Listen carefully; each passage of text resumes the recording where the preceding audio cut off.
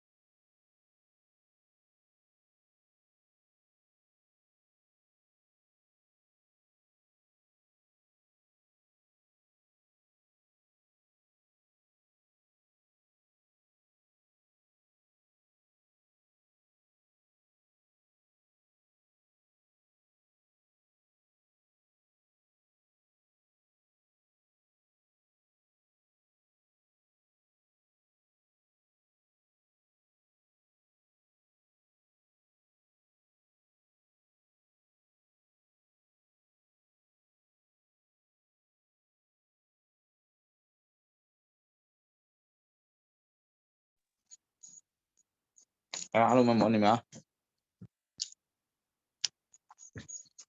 စ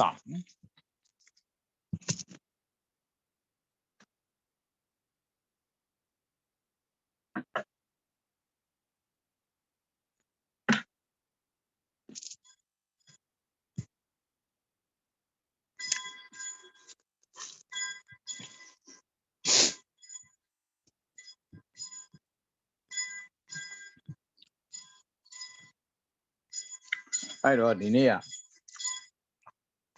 ဘယ်အရင်သွားအောင်လဲကြည့်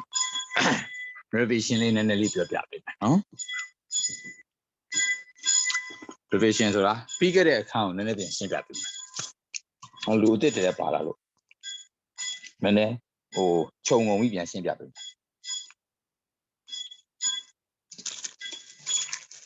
ပြီးရင်နောက်ထပ် motion နဲ့ပတ်သက်တဲ့အခန်းကိုတက်နော် speed တို့ velocity တို့အဲ့ခံတော့မှာဟုတ်ပြီခဏလေး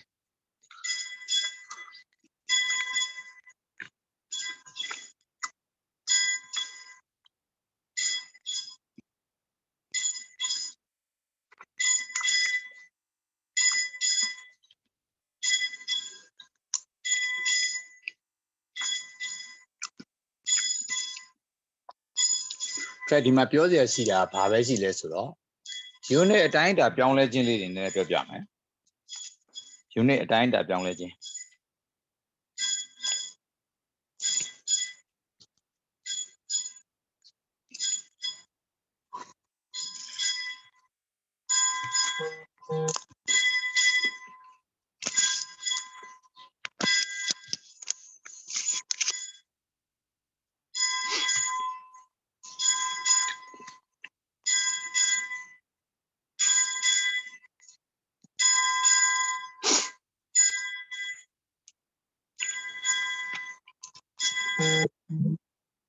unit အကြောင်းပြောမယ် unit တွေမှာ SI unit မှာသုံးတာ centimeter တို့ meter တို့ဟုတ်လား centimeter တို့ meter တို့ဒါမျိုးတွေသုံးပါတယ်နော်အဲ့အတွက်ကြောင့် centimeter တို့ millimeter တို့ meter တို့ဘယ်လိုတစ်ခုနဲ့တစ်ခုပြောင်းလဲတယ်လဲဆိုတော့ရှင်းပြမယ်ပြောပြမယ်ဟုတ်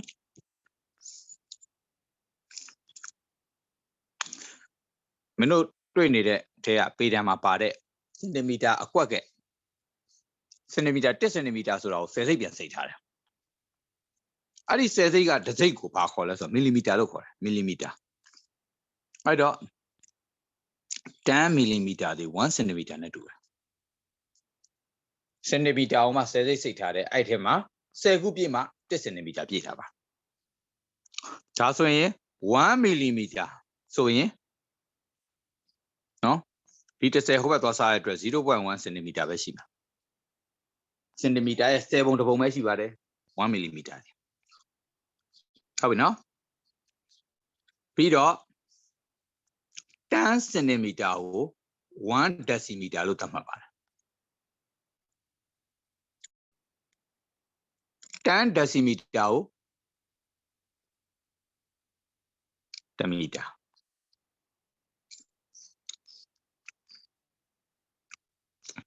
စင်တီမီတာ30ကို decimeter တစ်ခုလို့ပြောတာ10 centimeter ပေတံမှာတွေ့တဲ့10 centimeter ဒီ1 decimeter လို့ခေါ်လို့ရပါတယ် အဲ့လို decimeter မျိုး10ခုကြာမှာပါဖြစ်မှာလေမီတာဖြစ်သွားတာပါ decimeter 10ခုကြာမှာမီတာဖြစ်သွားပါတယ်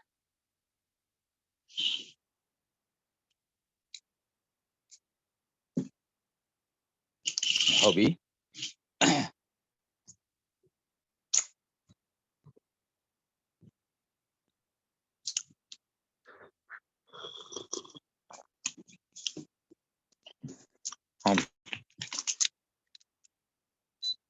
အဲ့တော့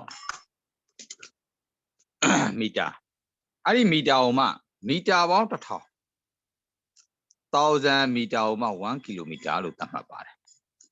မီတာ1000နော်မီတာ1000မှ1ကီလိုမီတာလို့သတ်မှတ်ပါတယ်အဲ့တော့စောက်ထဲမှာကျတော့ unit တွေပေးထားတာဘာတွေပေးထားတာလဲဆိုတော့ 0.00 တွေနဲ့ပေးထားအဲ့ဒါဘာပြောချင်တာလဲမီတာစနစ်ကိုမူတည်ထားပြီးတော့စင်တီမီတာဘယ်လောက်ရှိတယ်1စင်တီမီတာမှာဘယ်လောက်မီတာရှိတယ်နော်1မီလီမီတာမှာဘယ်လောက်မီတာရှိလဲအဲ့ဒါမျိုးပြန်ပြီးတော့တွက်ထားတာဖြစ်ပါတယ်အခုကြည့်မယ်ဆိုလို့ရှိရင်မီတာနဲ့စင်တီမီတာဘယ်လောက်ကွာလဲဆိုတော့စင်တီမီတာဒီမှာဖြစ်ပါတယ်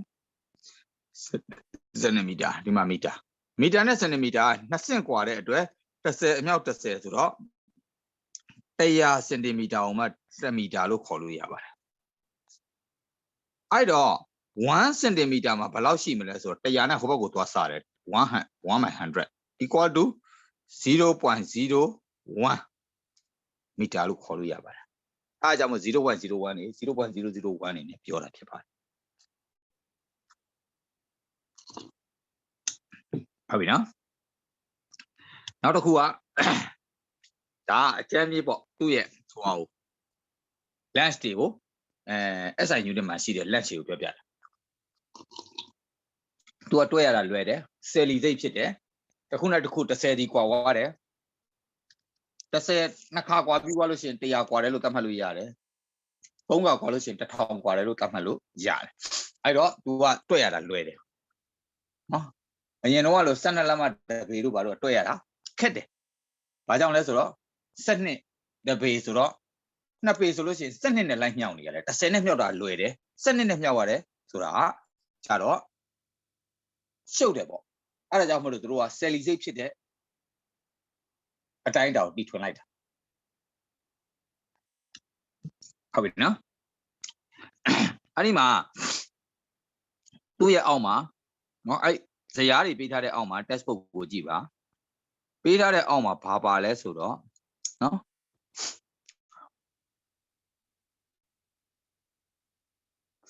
Vanier Clipper ကြည့်ပုံကြည့်နေပြောပြထားတယ်ဒီ Vanier Clipper ဆိုတာဟိုအလုံးကြီးနဲ့ figure 1.5 ကိုကြည့်ပါ Vanier Clipper ဆိုတာဘာလဲဆိုတော့မင်းတို့ဘောစီလေးတွေဘာလေးတွေတိတိလေးတွေတွေ့ဘူးလိမ့်မယ်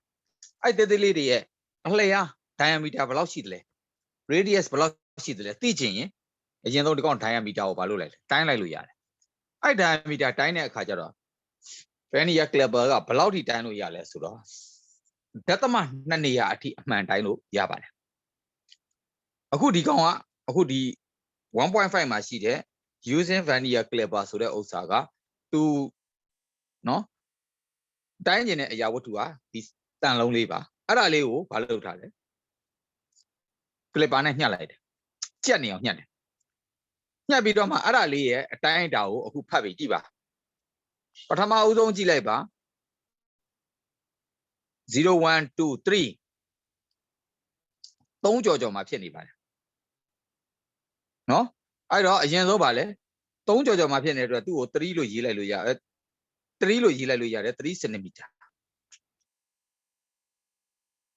ဟောနေ sorry 3အောင်ပြောသွားတယ်0 1 2 3ပြီးတော့အောက်ကအကွက်ထဲက0ဆိုတဲ့အမှတ်ကဘယ်ဟာကိုကြော်နေလဲကြည့်လိုက်အောက်ကအကွက်ထဲက0ဆိုတဲ့အမှတ် main scale က0 0 1 2 3ပြီးတော့အောက်ကဒီအကွက်ကလေးတွေက0ဆိုတဲ့အမှတ်ကဘယ်နေရာကိုရောက်နေလဲကြည့်လိုက်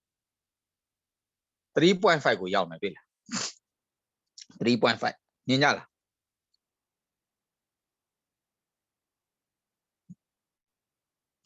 မြင်လား3.5 ကိုရောက်တာ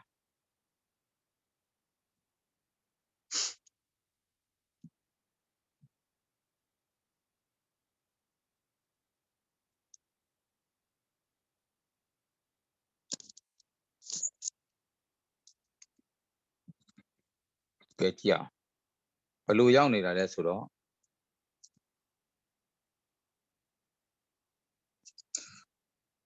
Dima a poski a maizki a bashi. Dima 0 sheet. Dima 1. Dima 2. Dima 3. Dima 4. Taba. A good D 3.5. Da 3.5 look for you. To pay her a scale 0 so that suppose scale 0 so that Maka 3.5 cho needed. How can scale 0 so that yes, sir, the end to scale. That is 0 so that nearly to journey the 0 so that 3.5 jolly my I 0 a young the 0. The 0 a main scale, the gone pamaski 0. I 0 the 3.5 jolly who young. 3.5 go below the less row. The aquama pianchiam. ကြည့်မယ်ဆိုတော့အခုလောလောဆယ် 3.5 ကိုကြတော့ဘာနဲ့မြောက်လဲဆိုတော့10နဲ့မြောက်ပါဘာဖြစ်လို့လဲ 3.5 က cm ပေးထားတာ point အနေနဲ့ဆိုတော့ millimeter နဲ့ပြောချင်ရင် 3.5 ကို10နဲ့မြောက်အဲ့ဒါဆို millimeter တခါလေးထွက်မယ်ဒီထဲက scale ကတော့ millimeter decimal နဲ့ထွက်မယ်အဲ့ဒီကောင် millimeter တန်းထွက်တယ်ဟုတ်ပြီနော်ကဲကြည့်အောင်ဘလောက်အနေထားမှာသွားပြီးတော့ 3.5 ကိုဘလောက်အနေထားမှာသွားကြော်တယ်လဲဆိုတော့ကြည့်အောင် 3.5 ကိုကြော်တာဒီနော်ကြော်တာကိုကြည့်ကျင်လို့ရှိရင်ဘယ်နေရာကိုသွားကြည့်ရလဲဆိုတော့အပေါ် scale နဲ့ out scale နဲ့တစ်ထပ်တည်းကြတဲ့နေရာကိုကြည့်အပေါ် scale နဲ့ out scale နဲ့ဘယ်နေရာမှာတစ်ထပ်တည်းကြလဲကြည့်ပါဒီမှာအကျယ်ချက်ပြထားတဲ့ထဲမှာကြည့်ပါအပေါ် scale နဲ့ out scale တစ်ထပ်တည်းကြတဲ့နေရာက0ကြော်ကြော်9စိတ်မြောက်မှာသွားကြတယ်ဟိုက4ပြီးတော့2စိတ်မြောက်အောက်ကဥစ္စာနဲ့ကြည့်ရင်0ကနေပြီးတော့9စိတ်မြောက်အဲ့ဒီမှာသွားပြီးတော့တစ်ထပ်တည်းသွားကြပါနော်အဲ့တော့ကြည့်အပေါ်က scale ကအပေါ်က scale ကဒီနေရာမှာ4ဆိုတာရှိတယ်4ပြီးတော့တစ်စိတ်2စိတ်အောက်က scale ကနော်တစ်ထပ်တည်းကြတဲ့နေရာပါအောက်က scale ကကြတော့9စိတ်မြောက်နေရ0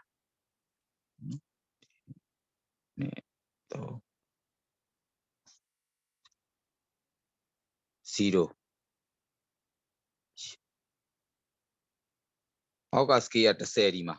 အပေါ် scale ကလည်းသူ့အနေနဲ့သူသွားလိမ့်မယ်အောက် scale ကလည်းသူ့အနေနဲ့သူသွားလိမ့်မယ်တစ်ခုနဲ့တစ်ခုမညီပါဘူးအောက်က scale ရဲ့ဒီအမှတ်တွေနဲ့အပေါ်က scale ရဲ့ဒီအမှတ်တွေတစ်ထပ်တည်းအပေါ်အောက်ညီသွားတဲ့နေရာကဘယ်လောက်လဲ9စိတ်မြောက်မှာဖြစ်ပါတယ်ကြည့်လိုက်ဟုတ်ပြီနော်9စိတ်မြောက်မှာဟုတ်လားအဲ့တော့10စိတ်မှာ9စိတ်မြောက်မှာညီသွားတယ်အဲ့ဒါဒီနောက်ကထပ်ပြီးတော့ဒီ 3.5 ကိုဘယ်လောက်ကျော်တယ်လဲဆိုတာ9စိတ်ကျော်ထားတယ်လို့ပြောချင်တဲ့သဘောပါ10စိတ်ပြည့်သွားလို့ရှိရင် 3.6 ဖြစ်သွားမယ်9စိတ်ပဲကျော်ပါတယ်10စိတ်ပြည့်သွားရင် 3.6 လို့ပြောလို့ရအခု 3.5 ပြီးတော့ဒီက10စိတ်ဆိုလို့ရှိရင်တစ်ခုတက်လို့ရတယ်3.6ဘာဖြစ်လို့လဲဆိုတော့သူကအပေါ်က scale 0 to 1ကို10ခု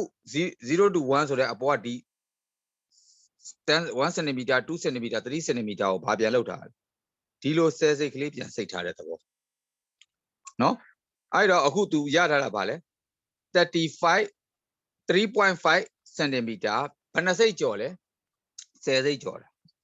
10စိတ်ကျော်တဲ့အတွက်ကြည့်အောင်နော်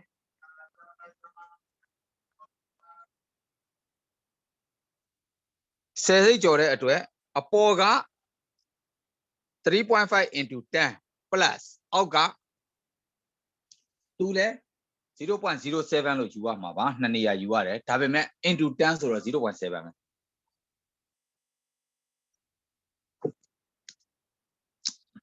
ဟုတ်ပြီနော်မီလီမီတာဖြစ်သွားမယ်အဲ့တော့အပေါ်ကောင်ပဲကြည့်လိုက်တော့လောလောကူကူပြောရင်မီလီမီတာနဲ့ယူမယ်ဆိုလို့ရှိရင်လို့ကြည့်ဒီကောင်က35 mm ဖြစ်သွားပြီ plus အခု9စိတ်မြောက်မှာအပေါ်အောက်သွားပြီးတော့တစ်ထပ်တည်းကြတဲ့အတွက် 0.7 mm အဲ့နှစ်ခုပေါင်းလိုက်လို့ရှိရင် 35.7 mm ရတယ်အဲ့သူ reading မှာ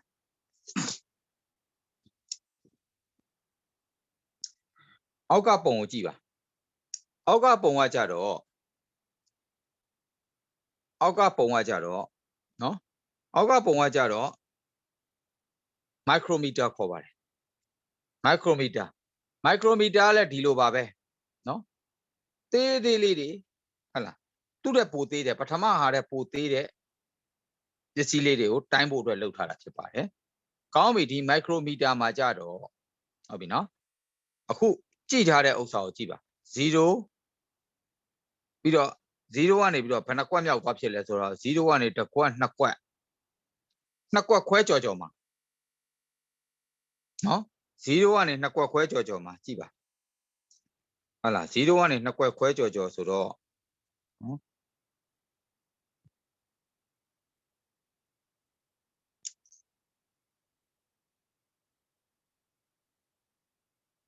To the a wine yard had a neoji. To Tibaka skia dilo doare skia. Obaga lare skia dilo lare. How the I do. Ari ski mama to a palo pay hales for Tima upon a maturo pay haraga. Tima 0, Tima 0.1 being tabale 1 being 1.5 being below lam 2 2.5 jojo lima. How we know? I lo lare. I don't Tao Sakia Yemata Damaco Tiabam 0 1 2 1 being 0 being 0.5 being 1 1 being 1.5 being 2. The a day a cycleria a layup and say about points only river. The 0.5 become 1.5 become 2.5 kilo Julia. I got a 1 2 jojo 2.5 jojo machine.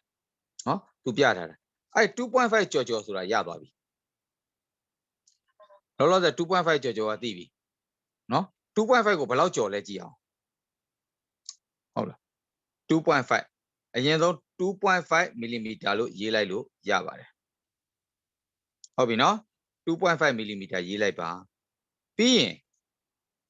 below your lesson. Scale below Bianchia lesson. The horizontal skin, vertical skin, the Tateja and the out what you do. Sakona Quamyama. Sangabi, the Sebido Sanga Sangabi, such out Sakon. Sakon or Niama. Obaga horizontal ladder mean the Dana Piniba. Pishajiba. Hobby no? Era wo. Vale, 0.17 lo Julia vale. Sakoma. No, below Sakoma Peda less already. Working on the show. Tigona, Tateja and Nia, the Mina Dana, Tateja and Nia, Panaquamia. Sakona Quamia. No? The Alma Sangas or a sheet. In Yama Sangas or a sheet. Sakombido, such as Sakombido, such as Sakona said, the woman has says what she. Tilo the Tadepenia Maja, the Jiva, Sakona Quamia Java. Adamro 0.17 lo yede. Tiane DOG had a ski 2.5, 2.5 lo yede. Plus obido 2. Nakupang laiba 2.67 millimeter yabale. Have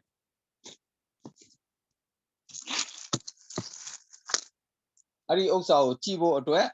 Alma Posa Napopa. Question. No, I question a Kubatago. Chijiba. Being Jana Pita Jiruya. No? Alma question Emma. Napo Bongli in a part. No? Being Pita Jiruya Kubatago. Lila Vido, Adigon, Chijiba. Okay, you need Dwama who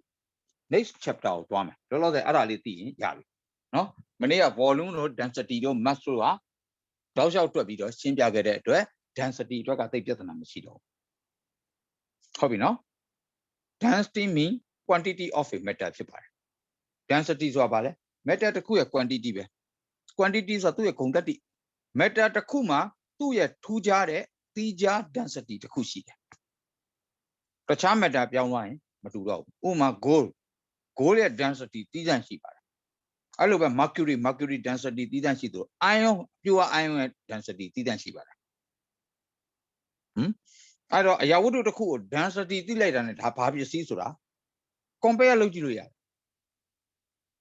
Hala. Go a gold density, you did a Koya de Bisia, density ကိုသိပြီဆိုလို့ရှိရင် goal ဟုတ်မဟုတ်ကိုဆုံးဖြတ်လို့ရတယ်ဟုတ်ပြီနော်အဲ့တော့အရာဝတ္ထုနှစ်ခုတွေ့တယ်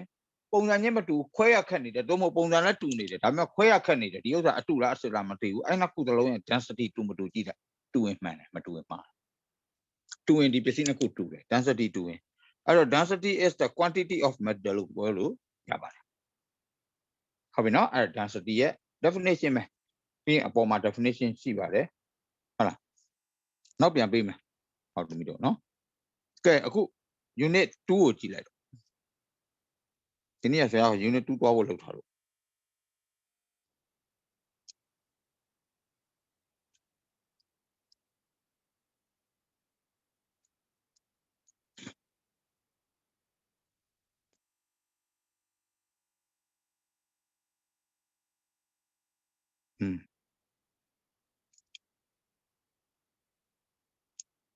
describing motion လာပြီdescribing motion ဆိုတာ motion ဆိုတာရွေ့ရှားမှုပေါ့ရွေ့ရှားမှုများကိုဖော်ပြခြင်း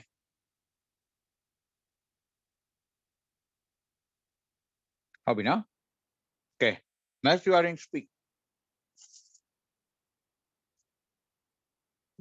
speed ကိုနော် speed ကိုဘယ်လိုတိုင်းတာမလဲ speed ဆိုတာမင်းတို့သိပြီးသားပါကားတွေမောင်းတဲ့အခါ speedometer ဆိုတာတွေ့ပါတယ်ဒီကားတနားရီမိုင်40နဲ့မောင်းတယ်မိုင်50နဲ့မောင်းတယ်တနားရီကိုကီလို90မကျော်ပါဘူးတနားရီကိုကီလို80ကျော်မောင်းလို့မရဘူးဒီလမ်းဒါမျိုးတွေပြောတယ်ဟိုနေပြီးတော့အမြန်လမ်းဆိုလို့ရှိရင်တနားရီကို80မကျော်ရ90မကျော်ရဒီလိုသတ်မှတ်ထားတာရှိပါတယ်100မကျော်ရသတ်မှတ်ထားတာလည်းရှိတယ်ဟုတ်ဘာလဲဆိုတော့လမ်းအနေထားရအန်ဒီရဖြစ်မှာဆိုလို့ဒီတက်ကြော်မမောင်းပါနဲ့ပြောတာအဲ့ဒါဘာလဲဆိုတော့ speed ကိုပြောတာပါ speed ဘလောက်ကိုကြော်မမောင်းရဘူးဒါကိုပြောတာကီလို100ထက်ကြော်မမောင်းနဲ့လို့ပြောရင်အဲ့ဒါဘာလဲတနာရီကိုကီလို100နှုန်းထက်ကြော်ပြီးမမောင်းပါနဲ့တနာရီကိုကီလို100ဆိုရင်2နာရီကိုကီလို200ရောက်မယ်3နာရီတော့ကီလို300ရောက်မယ်ဒီလိုသဘောပြောချင်တယ်ပေါ့နော်အဲ့တော့အဲ့ဒီ speed အဲ့kilometer per hour တို့ meter per second ဟုတ်လား centimeter per second mile per hour တို့အဲ့ဒါတွေကိုဒီ speed တွေကိုသိအောင်ဘယ်လိုတိုင်းမလဲဟုတ်ပြီနော်ဒီ speed တွေကိုသိအောင်ဘယ်လိုတိုင်းမလဲသိအောင် speed ကိုတိုင်းတာလွယ်လွယ်လေးပါ speed ဒီ distance ကိုသူရောက်ခဲ့တဲ့ distance ကိုအဲ့ဒီ distance ကိုသွားမယ်ကြာချိန်နဲ့ဘာလုပ်တာ divide လုပ်တာဟုတ်ပြီနော် level 3ထဲမှာတော့ speed ကိုတိုင်းတာတဲ့နီးလေးကိုဘာဖြစ်လဲတီထွင်ပြထားတယ်ကြည့်ပါဘေးမှာပုံလေးနဲ့ရှိတယ်အဲ့ပုံဘေးကတပ် paragraph ပေါ့အဲ့ဒီ paragraph ကိုလိုက်ကြည့်ပါပုံနဲ့ဘေးကပ်ရက်က paragraph ကိုပဲလိုက်ကြည့်အဲ့စာနဲ့ဒီပုံနဲ့ရှင်းပြပါ in the level 3 the speed of moving trolley can be measured using light gauge connected to an electronic timer ဟုတ်လားလျှက်စစ်တိုင်ပါနဲ့ဘာလုပ်တာချိတ်ထားတယ် light gauge တခု a piece of cut called an interrupt cut အဲ့ဒါက interrupt ဆိုတာအလင်းကိုပိတ်တဲ့ cut ပေါ့အလင်းပိတ်တဲ့ cut တခုအပေါ်မှာထောင်ထားတယ်ကဗျာ interrupt cut ထောင်ထားတယ်ဟုတ်ပြီနော် light gauge ကိုဒီပစ္စည်းကမောင်းလာပြီဆိုရင်ဒီ trolley လေးကရှေ့ကိုရွေ့လာပြီဆိုတာနဲ့ light gauge ကိုဘာပိတ်လိုက်အဲ့ interrupt cut က light gauge ကိုပိတ်ပလိုက်တယ်အလင်းမပေါက်တော့ဘူး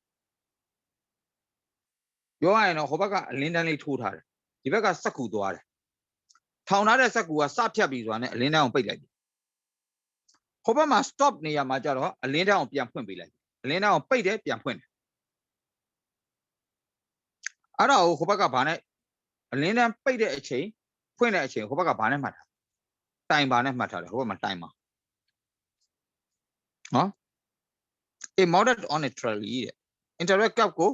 trolley ပေါ်မှာတတ်ထားတယ် mounted ဆိုတာတတ်ထားတယ် the light gauge has a beam invisible infrared radiation အဲ့ဒါအဲ့ light gauge ကဒါမင်းတို့ဒါဟွာဆရာပြောပြတာ light gauge ကဘာလဲ light gauge ကပေးထားတဲ့ အလင်းတန်းမင်းတို့ကမျက်စိထဲမှာကိုယ့်ဘာသာကိုမြင်ကြည့်ဟုတ်လားမီးအလင်းတန်းနဲ့အတူတူပဲမီးအလင်းတန်းတစ်ခုကိုအရိပ်ကွယ်သွားတယ်ကွယ်ပြီးတော့မှတစ်ခါပြန်ပြီးတော့ရှေ့ကျော်သွားတဲ့အခါပြန်လင်းလာတယ်အဲ့ဒီသဘောပဲဒါပေမဲ့ဒီကောင်က infrared ဖြစ်တဲ့အတွက် invisible infrared radiation ဆိုတာအနီအောက်ရောင်ခြည်လို့ခေါ်ပါတယ်လူမျက်စိနဲ့မမြင်နိုင်ပါဘူးသို့တော့ infrared radiation ကို receive လုပ်နိုင်တဲ့ device ကိုဒီဘက်အချမ်းမှာထားတယ်အခုအလင်းထုတ်လွှတ်တာက2 timer ဆိုတဲ့ဘက်ကထုတ်လွှတ်တာပါသူဆွဲထားတဲ့ထဲမှာမပါတာကဒီဘက်အချမ်းမှာအလင်းကိုဖမ်းတဲ့ receiver လေးရှိတယ်အဲ့ receiver လေးကအလင်းအမြဲတမ်းရနေ no problem timer အလုံးမလုပ်ဘူးအလင်းပိတ်သွားပြီလားစပြီးတော့ timer အလုံးလုပ်ပြီအလင်းပြန်ပွင့်ပြီလားရပ်သွားပြီသဘောပေါက်လားစက္ကူဖတ်ဆိုပြီးတော့ကွယ်လိုက်တာနဲ့ timer စအလုံးလုပ်ကွယ်သွားပြီးလို့ရှေ့ကိုကြော်သွားလို့လွတ်သွားပြီဆိုတာနဲ့အလင်းပြန်ရောက်လာပြီဆိုတာနဲ့ timer ပြန်ရက်သွားပြီ electronic timer အဲ့လိုလုပ်လို့အဲ့ဒီတော့ဘလောက် ဘလောက်အကြာဖြတ်သွားတယ်လဲဆိုတာသိရပြီပေါ့ပြောချင်တဲ့သဘောကဘာလဲဆိုတော့နားလည်ကြလားတော့မသိဘူးပြောပြပါမယ်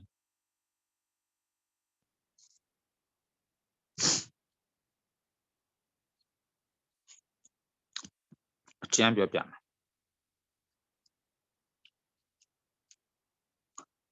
ဒီလိုကပ်ပြားရှိမယ်ဒီဘက်ကအလင်းတန်းကလာနေတယ်ဒီဘက်ကိုပေါက်တဲ့အခါသူကဒီမှာ receiver တစ်ခုထားတယ်သူရဲ့ receiver ပေါ့အဲ့ထဲကိုအလင်းတန်းဝင်နေသေး၍တိုင်ပါအလုံးမလုပ်ဘူးဒီကောင်ကဒီဘက်ကိုစပြီးဖြတ်ပြီဟောအလင်းတန်းပိတ်သွားပြီပိတ်သွားတော့ဒီအလင်းတန်းကပိတ်သွားပြီမရှိတော့မလာတော့ဘူးအဲ့မလာတော့ဘူးတော့တိုင်ပါပါဖြစ်အဲ့အလင်းတန်းဘလောက်ကြာပျောက်သွားတယ်လဲဆိုတော့တိုင်းတာဟော तू ကဒီကနေပြီးတော့ဒီထိရောက်သွားပြီကြည့်အောင် तू ကနေဒီထိရောက်သွားပြီဒီအလင်းတန်းကဒီကနေပြန်ဝင်လာပြီးတော့ဒီကောင်းစီပြန်ရောက်လာပြီဆိုရင်တိုင်ပါလောက်ပါပြီ stop ပြတ်သွားပြီတိုင်ပါအလင်းပိတ်သွားတဲ့အချိန်လေးကိုပဲတိုင်းတာဖြစ်ပါတယ်ဟုတ်ပြီနော်အဲ့တော့အချိန်ဘယ်လောက်ကြာလဲလို့တိုင်းတာအဲ့တော့အလင်းပိတ်သွားတဲ့အချိန်လေးဓာကြီးတစ်ခုလုံးဖြတ်တဲ့အချိန်ဘယ်လောက်ကြာတယ်လဲဆိုတော့ time ကိုအရင်ဆုံးဘာလို့လိုက်လဲမှတ်လိုက်တယ်ပြီးရင်ဒီကောင်းရဲ့ distance ဘယ်လောက်ရှိတယ်လဲဒီစက္ကူလေးဖြတ်သွားတဲ့စက္ကူလေးရဲ့ distance ကဘယ်လောက်စင်တီမီတာရှိတယ်လဲအဲ့ဒါကို distance ကိုတခါ distance တော့မဟုတ်သူ့ရဲ့ bias ပေါ့သူ့ရဲ့အလျားပေါ့ဟုတ်လားအဲ့ဒီအလျားအဲ့ဒီကောင်ဘယ်ပေါ်မှာတက်ထားလဲ trolley ပေါ်မှာတက်ထားတာ trolley ပေါ်မှာသူပြောထားတယ် trolley မှာ model လုပ်ထားပါလို့ပြောထားတယ် trolley မှာတက်ထားတာပါဒီကောင်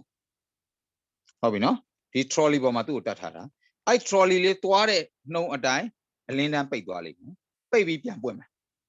အဲ့တော့အလင်းတန်းပိတ်တဲ့ကြာချိန်စက္ကူလေးနဲ့ပိတ်လိုက်တဲ့ကြာချိန်ဟုတ်လားအဲ့ဒီကြာချိန်ကိုယူမယ်ပြီးရင်ဒီစက္ကူရဲ့အလျားစက္ကူတစ်ခုလုံးကအလင်းတန်းကိုပိတ်သွားတာဖြစ်တဲ့အတွက်အဲ့ဒီအလျားကဘယ်လောက်ရှိလဲဆိုတော့ distance ကိုယူမယ်အဲ့ဒီနှစ်ခုကိုယူပြီးတော့မှ speed ကိုတိုင်းမယ် speed is equal to distance by time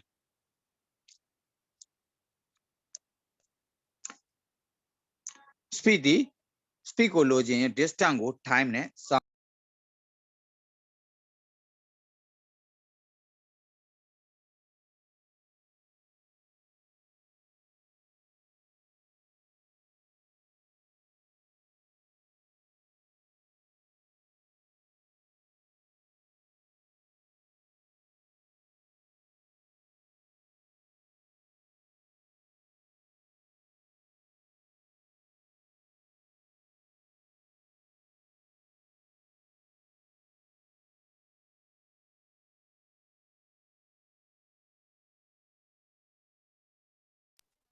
အဲ့တော့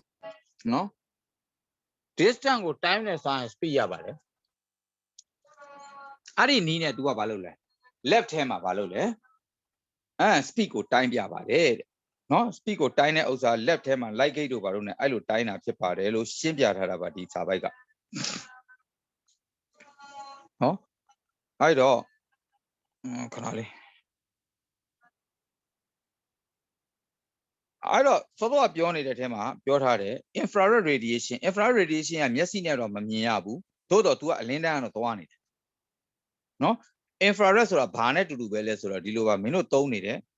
remote TV remote တို့ပါတို့အဲ့ဒါတွေအကုန်လုံး infrared radiation တွေပဲသူ့စီကသွားတဲ့အလင်းတန်းကိုမမြင်ပေမဲ့မင်းဖွင့်တာပိတ်တာ aircon ဖွင့်လို့ရတယ် TV ဖွင့်လို့ရတယ်သူ remote နဲ့ဖွင့်လိုက်ပိတ်လိုက်လုပ်လို့ရတယ်အဲ့ဒါ infrared radiation ဖြစ်ပါတယ်အဲ့ဒီ infrared radiation ကအားပြော့တဲ့အတွက်ဟိုစက်ကူတို့ဘာတို့မဖောက်သလိုဒီခန္ဓာကိုယ်တွေဘာလည်းမဖောက်ဘူးရှေ့ကလူဖြတ်သွားလို့ရှင်သူ့ကိုကြော်ပြီးတော့လူမရှိတဲ့နေရာကနေပြီးတော့လူလွတ်တဲ့နေရာကနေပြီးတော့အသုံးပြုမှရတယ်လူရှေ့က TV ရှေ့ကဖြတ်သွားတဲ့အချိန်မှာနောက်ကနေပြီးတော့ TV လှမ်းဖွင့်လို့မရဘူးဘာဖြစ်လို့လဲသူ့ radiation ကလူကိုမပေါက်လို့အဲ့လိုပဲစက်ကူကာထားရင်လည်းမပေါက်ဘူးဒါကိုပြောချင်တာပါ infrared radiation နော်အဲ့ကောင် invisible ဆိုတာမမြင်ရတဲ့ infrared radiation ရှိတယ် as the trolley passes through the gate trolley က gate ကိုဖြတ်တဲ့အချိန်မှာ light gate ကိုဖြတ်တဲ့အချိန်မှာ the front edge of the cart breaks the beam and start the timer အဲ့ဒါဘာပြောချင်တာလဲ start edge အရှေ့ပိုင်းကစက်ကူကစပြီးဖြတ်ပြီဆိုတာ ਨੇ အလင်းတန်းကိုပိတ်လိုက်တယ်လို့ဖြစ်သွားပြီအဲ့ဒါဆိုရင် timer စပြီ when the trolley edge passes the gate the beam is no longer broken and the timer stopped ဟော trolley ဆက်သွားပြီးတော့ဒီ cut ကဘာဖြစ်သွားပြီလဲပြန်ပွင့်သွားပြီအလင်းရေရှည်ပိတ်မထားနိုင်တော့ဘူးဆိုတော့ဘာပြောချင်တာလဲနောက်က stop ဆိုတဲ့နေရာအစွန်း edge ကလွတ်သွားပြီဆိုတာ ਨੇ ဘာဖြစ်လဲအလင်းကပြန်လာပြီအဲ့ကြရင် timer ပြန်ရက်သွားပြီ the faster the trolley is the moving the shorter the time for which the beam is broken being broken ဖြစ်တယ်ဆိုတော့ဒီဟိုပါပေါ့အလင်းတန်းပိတ်သွားတဲ့အချိန် trolley မြန်လေအလင်းတန်းပိတ်တဲ့အချိန်နည်းလေပဲ trolley ကြာလေအလင်းတန်းပိတ်နေတာအကြာကြီးပိတ်နေလေ trolley ကမြန်တယ်ဆိုလို့ရှိရင်အလင်းတန်းခဏလေးပိတ်ပြီးခဏလေးရပ်သွားမယ်ခဏလေးပြန်ပြီးတော့ပြန်ပွင့်သွားမယ်ဒါကိုပြောချင်တာ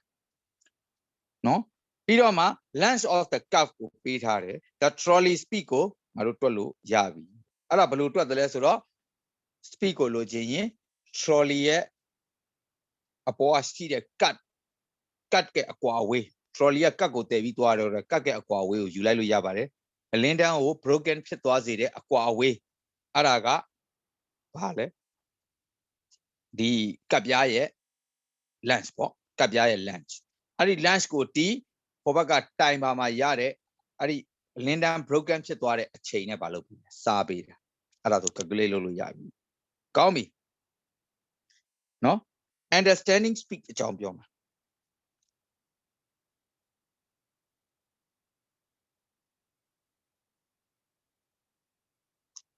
distance, time, and speed. As we seen, there is more than one way to determine the speed of the moving car or aircraft. ဟုတ်လား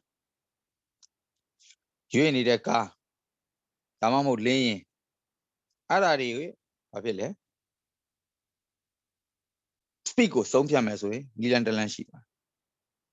ဟုတ်ပြီနော် several methods rely on ဘလို့နီးနေပဲမင်းတိုင်းမကြိုက်တဲ့နီးနဲ့တိုင်းဘယ်ပေါ်မှာပဲမူတည်ပြီးတိုင်းရမယ်အရင်တော့သွားခဲ့တဲ့အရာဝတ္ထု object သွားခဲ့တဲ့ distance သိရမယ် the distance travel between 2 points point နှစ်ခုကြားမှာရှိတဲ့အကွာအဝေးကိုသိရမယ် the time taken to travel between these 2 points အဲ့ဒီ point နှစ်ခုရောက်ဖို့အတွက်သွားရန်ကြာချိန် time သိရမယ်ရှင်းပြောရင်တော့မင်းကြိုက်တယ်လို့တိုင်းပါတဲ့နော်ကားတစ်စီးလာနေတာကို point တစ်ခုကနေနောက် point တစ်ခုကနေစောင့်ကြည့်ပထမ point ကိုစဖြတ်ပြီးတိုင်းပါယူထားလိုက်တယ်နောက် point ကိုဖြတ်တာနဲ့တိုင်းပါပိတ်လိုက်တယ်အဲ့ဒါ time ရပါလို့ပြီးရင်အဲ့ဒီ point နှစ်ခုရဲ့ distance ယူလိုက်ပြီးရင်အဲ့ distance ကိုအဲ့ time နဲ့စားလိုက်ပြီးသွားပြီအဲ့တော့ကြိုက်တဲ့နီလန်ကြိုက်တဲ့ method ကိုသုံး distance နဲ့ time နဲ့တော့ပါကိုပါမယ်အဲ့နှစ်ခုပေါ်မူတည်ပြီးတွက်မှရမယ်လို့ပြောချင်တဲ့သဘောပါနော် speed ကိုလိုချင်ရင်ဒီနှစ်ချက်လိုပါတယ် the distance travel between 2 points the time taken to travel between these 2 points အဲ့ဒီ point နှစ်ခုကြားသွားရန် charging နဲ့ point နှစ်ခုရဲ့အကွာအဝေးကို divide လုပ်ပြရတာအဲ့တော့ average speed distance traveled by time taken or speed is equal to distance by time အဲ့ဒီမှာသူက average ကိုပြောထားတာ average ကဘာကြောင့်ထည့်ထားလဲလို့ပြောတယ်မင်းတို့က average ရှာတယ်တစ်ခါတလေဖြန်းမြရှာတာတွေရှိတယ် point နှစ်ခုကြားမဟုတ်ဘဲနဲ့ point နှစ်ခုကြားပဲအဲ့ကြားထဲမှာဒီပစ္စည်းကဘာဖြစ်လဲတစ်ခါတည်းတန်းပြီးတော့သွားတာဖြစ်ချင်ဖြစ်မယ်ကြားထဲမှာနှေးလိုက်မြန်လိုက်နဲ့သွားတာလည်းဖြစ်ချင်ဖြစ်မယ်ဥပမာပြောရရင်ရန်ကုန်မန္တလေးခီးစဉ်ရန်ကုန်မန္တလေးခီးစဉ်မှာဟုတ်ပြီနော်အကွာအဝေးရတော့ तू ကဟာလဲမိုင်380ထားပါတော့ဟုတ်ပြီနော်အကွာအဝေးကကီလိုမီတာ380ကီလိုမီတာနဲ့ပဲပြောလိုက်ကီလိုမီတာ400လို့ထားလိုက်ဥပမာပြောတာနော်အတိအကျမဟုတ်ဘူး400အမှတ်လို့လွယ်အောင်ပြောတာကီလိုမီတာရန်ကုန်နဲ့မန္တလေးကကီလိုမီတာ400ခွာတယ်အဲ့ဒီကီလိုမီတာ400ကိုဟုတ်ပြီနော် total time သွားရန်ကြာချိန်စုစုပေါင်းဥပမာမင်း10နာရီကြာတယ်ထားပါတော့အဲ့ကီလိုမီတာ400ကိုရန်ကုန်ကနေမန္တလေးကိုမောင်းသွားတာစုစုပေါင်းနာရီက10နာရီကြာမယ်ဒါဆိုရင်သူ့ speed ကဘယ်လောက်ဖြစ်မလဲဆိုတော့400ကီလိုမီတာကိုဘာနဲ့စား10 hour နဲ့စားရတာပေါ့ကီလိုမီတာ per hour ဖြစ်သွားတော့ဟုတ်ပြီနော်အဲ့တော့ရန်ကုန်မန္တလေးအကွာအဝေးကြည့်မယ်ရန်ကုန်ကနေမန္တလေးကိုအကွာအဝေးကဘယ်လောက်ရှိလဲဆိုတော့ဒီရန်ကုန်ကနေဒီမန္တလေးကိုဟုတ်လားဒါရန်ကုန်ဒါမန္တလေးအကွာအဝေးကဘယ်လောက်ရှိလဲဆိုတော့400ကီလိုမီတာပဲထားကြာချိန်က10 hour ကြာဟုတ်ပြီနော်ကြာချိန်က10 hour အဲ့ဒါဆိုရင် speed ဘယ်လောက်ဖြစ်မလဲသူ့ရဲ့ speed average speed average average speed equal to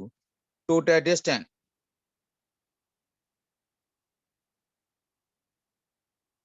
by total time စုစုပေါင်း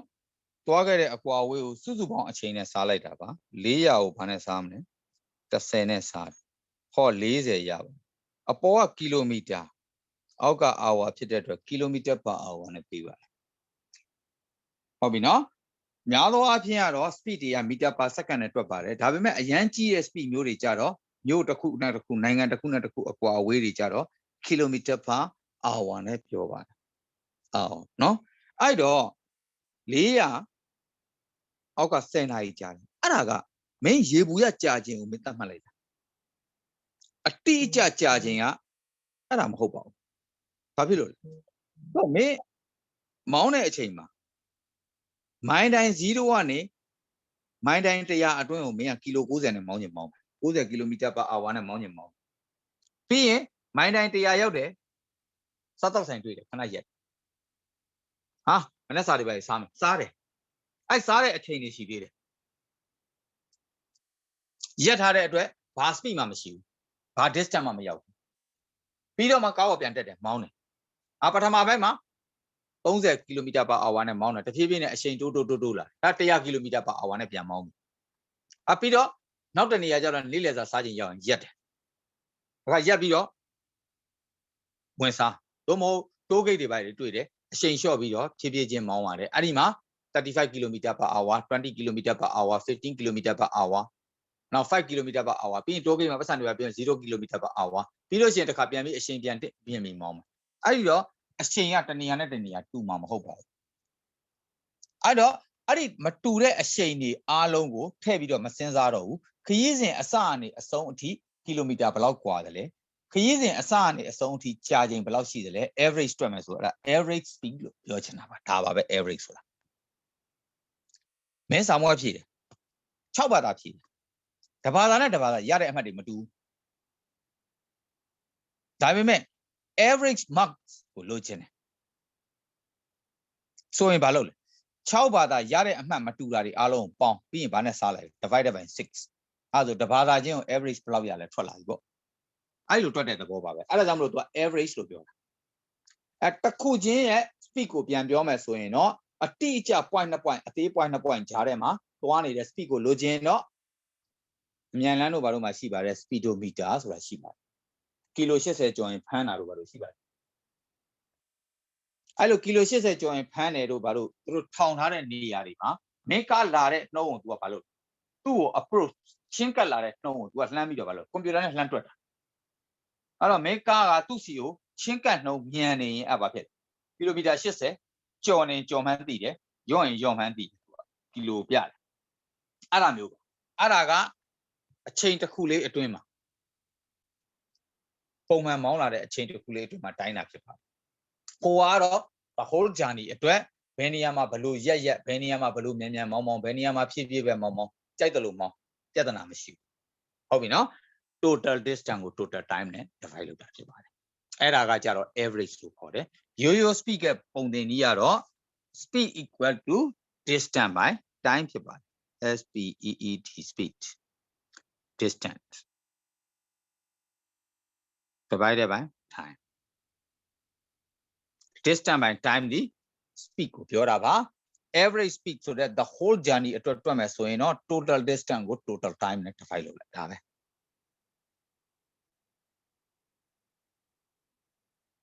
ဟုတ်ပြီနော်အဲ့ဒါလေးကူထားပါအောင်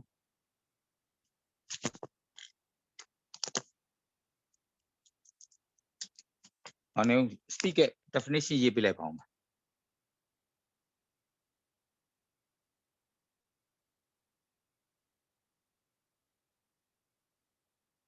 Speed is the rate or change of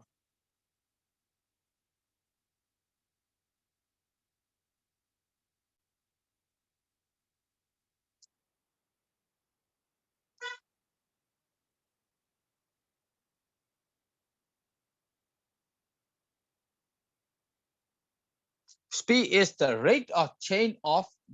distance travel rate of change of rate ဆိုတာ no rate of change of distance travel အကွာအဝေးပြောင်းလဲနေတဲ့နှုန်းအချိန်ပေါ်မှာမူတည်ပြီးတော့ဘလောက်အကွာအဝေးရောက်တယ်လဲဘလောက်အကွာအဝေးကိုရောက်သွားပြီလဲအဲ့ဒီပြောင်းလဲနေတဲ့နှုန်းဥပမာ0ကီလိုမီတာကနေပြီးတော့အချိန်တစ်ခုပေါ်မူတည်ပြီးတော့ဘလောက်ကီလိုမီတာကိုရောက်သွားတယ်လဲဘလောက်အကွာအဝေးပြောင်းသွားတယ်လဲအကွာအဝေးဘလောက်ထိရောက်သွားတယ်လဲအကွာအဝေးပြောင်းလဲနေတဲ့နှုန်းတွေကိုတိုင်းတာတာကို speed လို့ခေါ်ပါတယ် speed is the rate of change of distance travel မှတ်ထား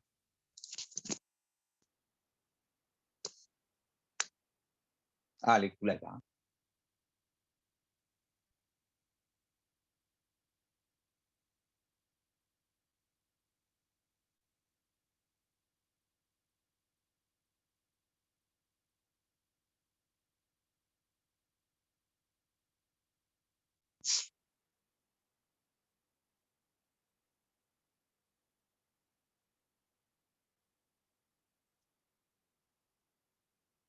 ဘောကနမူနာပုတ်စာလေးပါပုံလေးနဲ့ဆွဲပြီးတော့ဒါလည်းကူထားလိုက်အဲ့ဒါမှကြည့်ရတယ်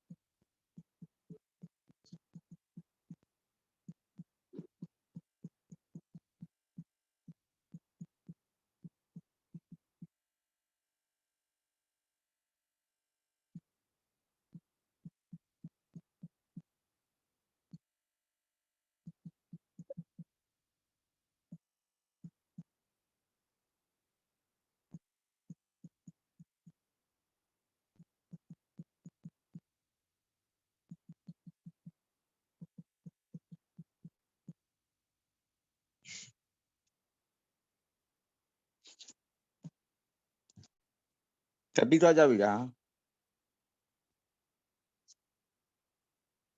Tapi ni siapa nak aku tu aja nu ba. Kuro bila.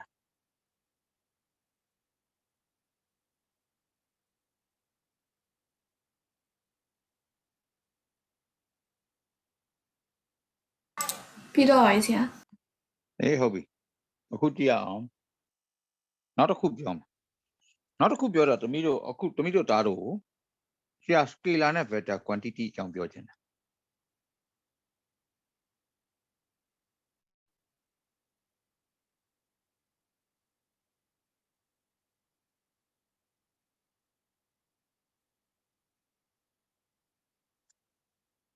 No? Scalar quantity ne beta quantity. Scalar quantity sura pale. Scalar quantity has only magnitude.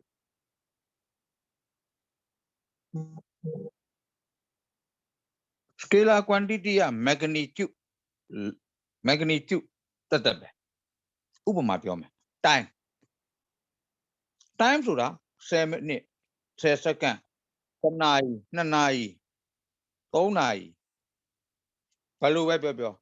direction ထည့်ပြောစရာမလို magnitude ကိုပဲပြောပမာဏကိုပဲထည့်ပြော magnitude ဆိုတာပမာဏကိုပြော scalar quantity has only magnitude ဟုတ်ပြီနော်ပမာဏကိုပြောတယ်ဥပမာငွေဘယ်နှဒေါ်လာဘယ်နှကျပ်1000ကျပ်9000ကျပ်သူတို့မှာ direction ထည့်ပြောစရာအကြောင်းမရှိဘူးအခုလိုပဲဟိုအခန်းတစ်ခုရဲ့အလျား length of the room ဒါမှမဟုတ်ရင် length of the table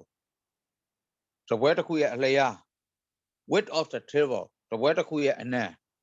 အဲ့ဒါတွေကဘာမရှိဘူးလဲ direction ပြောစရာမလိုပါဘူးရိုးတိုင်းအောင်အဲ့ဒီအတွက်အဲ့ဒါကိုဘာလို့ခေါ်လဲ magnitude only ပဲပြောရတယ် direction ထည့်ပြောစရာမလိုတဲ့အတွက် scalar quantity လို့ခေါ်ပါတယ်နောက်တစ်ခုက direction မှာထည့်ပြောတာကို vector quantity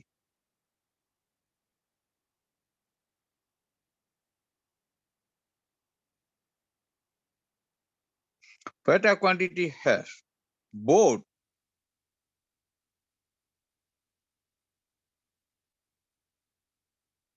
magnitude and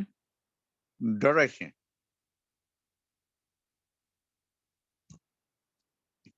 vector quantity ကြတော့ magnitude ကို direction ကိုနှစ်ခုလုံးကိုထည့်စဉ်းစားတာဖြစ်ပါတယ်အဲ့ဒါကို physics မှာအဓိကထားသုံးတာပါ direction ကိုပါထည့်စဉ်းစားဟုတ်ပြီနော်အဲ့ဒါနှစ်ခုဘာခွာတယ်လဲဆိုတာအခုဆရာအောင်မှာရှင်းပြA ဆိုတဲ့အမှတ်တစ်ခုကနေ B ဆိုတဲ့အမှတ်တစ်ခုဟုတ်ပြီနော်သွားတာတစ်နာရီကြာတယ်ဒါပေမဲ့ तू ကဒဲ့သွားလို့မရဘူးလမ်းခရီးကဒီလိုလမ်းကဒီလိုဖောက်ထားလို့လမ်းခရီးကဒီလိုပဲသွားလို့ရတယ်တဲ့သွားလို့မရဘူးဒီလိုကွေးပြီးသွားတယ်ဒီရှေ့မှာတောင်တို့ဘာလို့ခံနေတယ်အဲ့ရပတ်ပြီးသွားတဲ့သဘောပေါ့ပတ်ပြီးသွားအဲ့ဒီကောင်7 km ရှိတယ်ထားပါ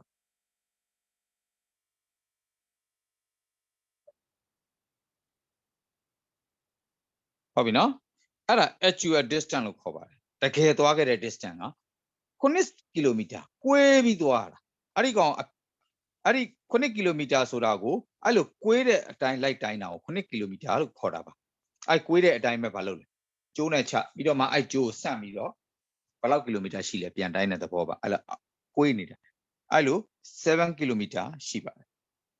ဒါပေမဲ့ဒီကနေဒီကိုတကယ်အဖြောင့်ခရီးဟာတဲ့ပဲညင်းဖြောင့်အတိုင်းတိုင်းမယ်ဆိုရင်5 km ပဲရှိပါတယ်အဲ့ဒါကတော့အဖြောင့်တိုင်းတဲ့ခရီးဖြစ်ပါတယ် B ဆိုတဲ့ point ဒီ A ဆိုတဲ့ point ရဲ့ x မှာရှိတယ်အရှေ့ဘက်မှာဟုတ်ပြီနော်အရှေ့နောက်တောင်မြောက်ကဒီလိုခွဲပါတယ်ဒါကို north လို့ခွဲတယ်ဒါကို east လို့သတ်မှတ်ပြီးတော့ဒါကို west လို့သတ်မှတ်ပြီးအောက်ကို south လို့သတ်မှတ်တယ် A ဆိုတဲ့ point ဒီ B ဆိုတဲ့ point ဒီ A ရဲ့ဘယ်လောက်မှာရှိလဲ B သည် A ၏ အရှေ့စူးစူးတွင်ရှိသည်ဘယ်လောက်ကီလိုမီတာအကွာလဲ5ကီလိုမီတာအကွာမှာရှိတာဒါပေမဲ့တကယ်လမ်းသွားတော့အဲ့5ကီလိုမီတာဆိုပြီးတမ်းပြီးဖြတ်သွားလို့မရဘူးလမ်းကကွေ့ပြီးပတ်ပြီးဖောက်ထားတဲ့အတွက်အဲ့ကွေ့တဲ့လမ်းတိုင်းသွားတယ်ကဲအဲ့ဒီမှာကြာချိန်ကစုစုပေါင်း2နာရီကြာတယ်ထားပါတော့ time ကအဲ့ဒီခရီးကိုသွားတာ time ကဘယ်လောက်ကြာလဲ2 hour ကြာတယ်2နာရီကြာတယ်ဟောလာပြီ speed ကိုတွက်ပါအဲ့ speed ကိုမတွက်ခင်မှာအရင်ဆုံး distance travel ကိုပြောပါ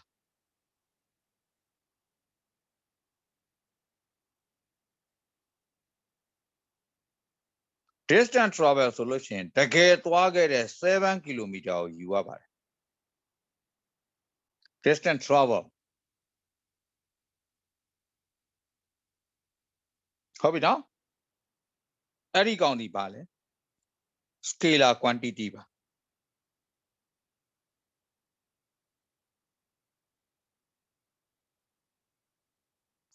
ဒါဆိုရင်တောင်း A နဲ့တောင်း B ကတကယ်ဒီလိုအကွာအဝေးအဖြောင့်တိုင်းရင်ဘယ်လောက်ရှိသလဲဆိုတာအဲ့ဒါဘာလဲဆိုတော့ displacement လို့ခေါ်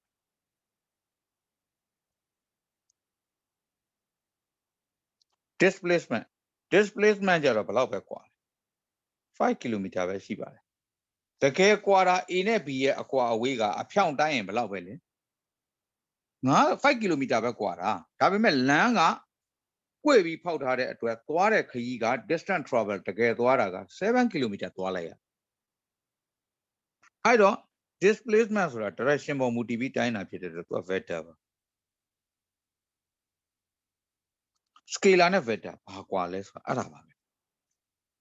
direction ပေါ်မူတည်ပြီးပြောတာ ਨੇ direction မပါဘဲနဲ့ပြောတာအဖြောင့်တိုင်းတာ ਨੇ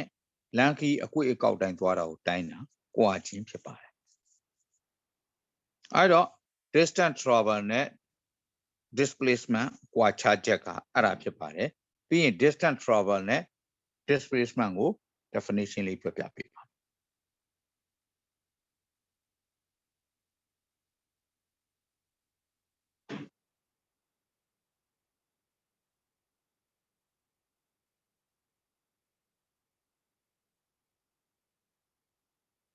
ကဲဒါလေးကူလိုက်ပါဦး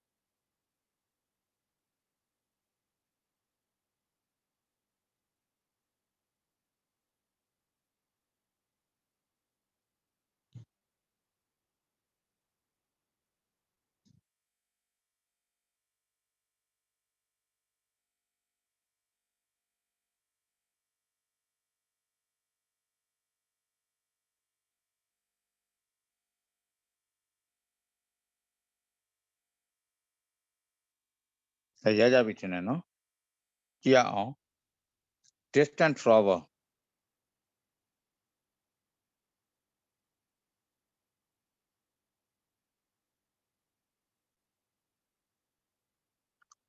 is distant travel is the ACTUAL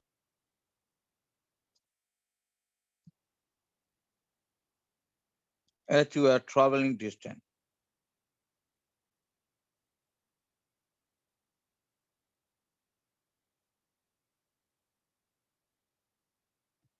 Actual ဆိုတာအတိအကျပေါ့နော်အမှန်တကယ်အတိအကျ traveling distance သွားခဲ့တဲ့အကွာအဝေးနော် distance between two points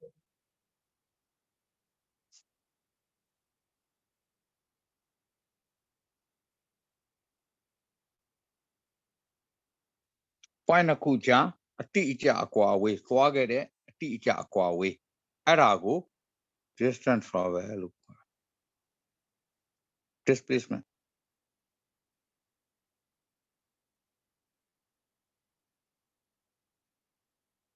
displacement is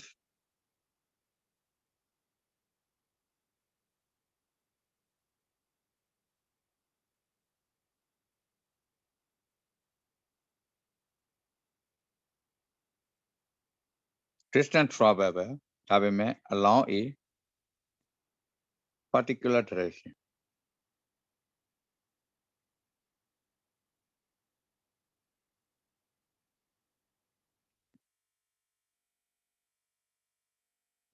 distance travel ပဲအကွာအဝေးပဲဒါပေမဲ့ along a particular direction တစ်ခုတည်းနဲ့တိကျ direction တစ်ခုတည်းနဲ့အဖြောင့်လှမ်းတိုင်းလိုက်တာကို displacement လို့ခေါ်ပါတယ်အဲ့ဒါနှစ်ခုတစ်လုံးဟာအတိုင်းအတာ unit ကတူတူပါပဲမီတာဆိုမီတာကီလိုမီတာဆိုကီလိုမီတာစင်တီမီတာဆိုစင်တီမီတာဘယ်လိုဖြစ်ဖြစ်တိုင်းလို့ရပါတယ်အဲ့တော့ distance travel နဲ့ displacement နဲ့ကွာခြားချက်ကပြီးရင်တစ်ခါထပ်ရှင်းပြအောင်နော်အဲ့တော့ distance travel အောက်က displacement နဲ့ distance travel ကကိုယ်ဝါကောက်သွားတာတွေအတွန့်အတက်နဲ့သွားတာတွေအားလုံးကိုလိုက်တိုင်းတာဖြစ်ပြီးတော့ displacement ကတော့မင်းရဲ့ starting point ကဘယ်မှာ ending point ကဘယ်မှာဆိုပြီးဒဲလှမ်းတိုင်းတာကိုခေါ်တာပါအဲ့တော့နောက်တနည်းပြောလို့ရရင်ဘာလဲဆိုတော့အရာဝတ္ထုတစ်ခုကအရှေ့စူးစူးကို3 ကီလိုမီတာသွားတာပြီးရင် north ကို4 ကီလိုမီတာ꿰ပြီးသွားတယ်4 ကီလိုမီတာ east နဲ့ north နဲ့ perpendicular ကြပါတယ်ဟောသူ့ရဲ့ distance travel ကိုပြောပါဆိုရင် distance ကိုပြောပါဆိုရင်စုစုပေါင်းသွားတာ7 ကီလိုမီတာရှိပါတယ်သူသွားတာဒါပေမဲ့ displacement ကိုပြောပါဆိုရင်တော့အစမှတ်ကနေအဆုံးမှတ်ကိုလှမ်းပြီးတော့တဲ့ပဲတိုင်းရပါတယ်ဒီအမှတ်ကနေဒီအမှတ်ကိုနောက်ဆုံးရောက်သွားပါတယ်ဘယ်လောက်ရှိလဲဆိုတော့အဲ့ဒီကောင် Pythagoras နဲ့တွက်ရင်ဒါ5 ကီလိုမီတာရှိပါတယ် Pythagoras theorem အရဆိုရင်3 square plus 4 square ကို square root တင်လိုက်လို့ရှိရင်5လို့ရပါတယ်အဲ့ဒါ Pythagoras theorem ကဒေါင်းမှန်ဆောင်အနားနှစ်ခုရဲ့နှစ်ထပ်ကိန်းများပေါင်းခြင်းသည်ဒေါင်းမှန်ကန်အနားဖြစ်တဲ့ hypotenuse square နဲ့တူတူပါပဲနော်အဲ့တော့သူ့မှာ displacement ကိုပြောပါဆိုရင်တော့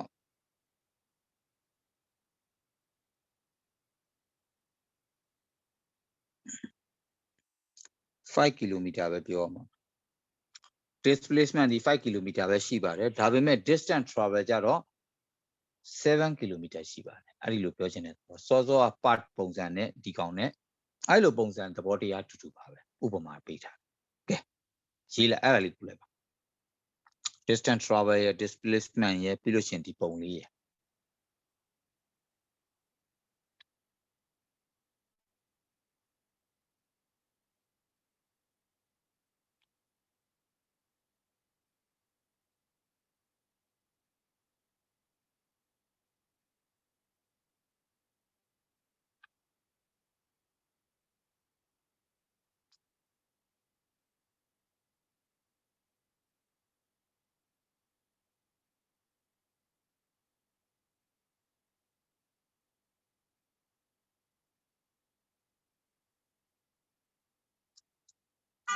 Tamauzo saပြောတာ vector quantity နဲ့ scalar quantity နဲ့ vector quantity ပြောတယ်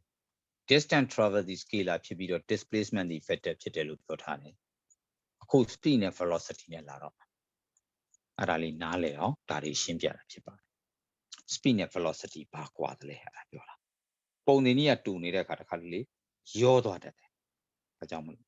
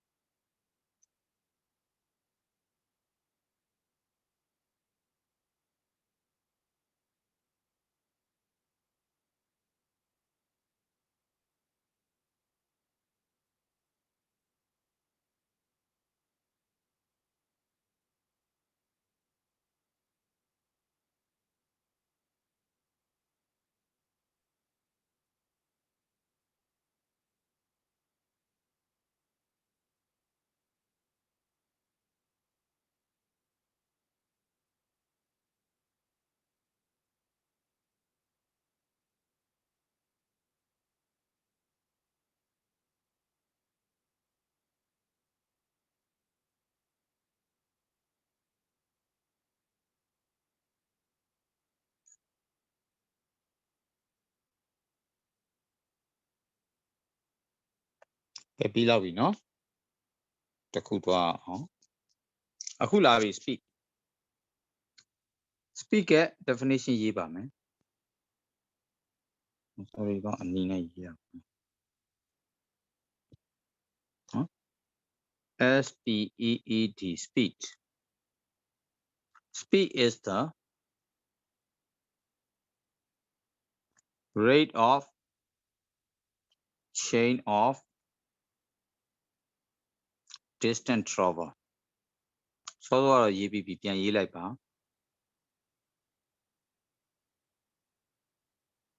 the rate of လို့ပြောရင် time နဲ့စားရတာလား rate လို့ပြောတယ်ဒီလိုနှုံးလို့ပြောပြီးဆိုတော့ time နဲ့စားရပါတယ်အဲ့တော့ speed speed equal to rate of chain of လို့ပြောတဲ့အတွက် distance travel ပြောင်းလဲခြင်းလို့ပြောတဲ့အတွက် distance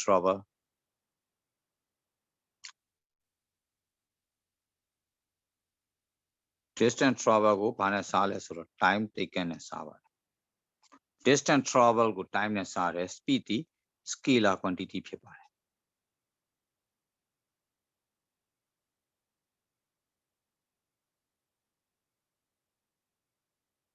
scalar quantity ပါ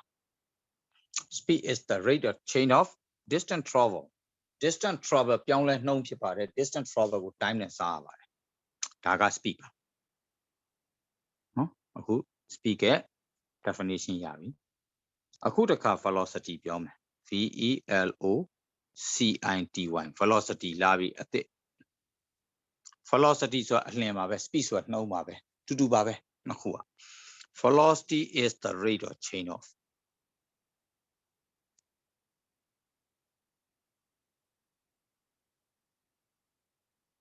displacement ဖြစ်ပါတယ်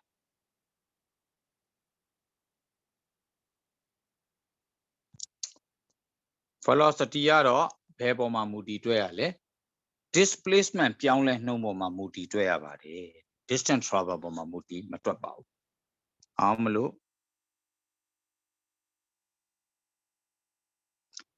displacement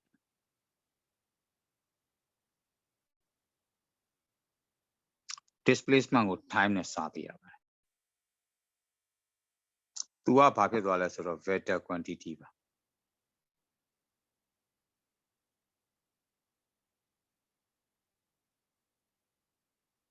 vector quantity ဖြစ်ပါတယ်နော် velocity က vector quantity ပါဟုတ်လား speed is the rate of change of distance travel speed equal to distance travel by time velocity is the rate of change of displacement velocity equal to displacement by time တခုက velocity က displacement ပေါ်မှာမူတည်ပြီးတော့တွက်တဲ့ speed က distance travel actual distance ပေါ်မှာမူတည်တွက်ပါတယ်စောစောပု္ပ္ပစာလေးတွေအဲ့ဒါနဲ့တွက်ပြရင်ရပါတယ်ပြီးရင်တွက်ပြပေးမယ်ကဲတစ်ခုချင်းကိုနားလည်မှာအဆင့်တစ်ဆင့်တက်သွားတဲ့ဟာတွေကိုနားလည်မှာဖြစ်ပါတယ်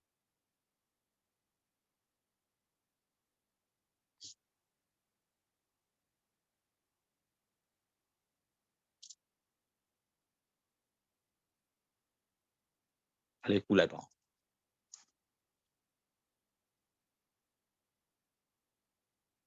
အဲ့တော့တို့နှစ်ခုစလုံးအတွက်ပုံသင်နည်းကဘာလဲတို့နှစ်ခုစလုံးအတွက်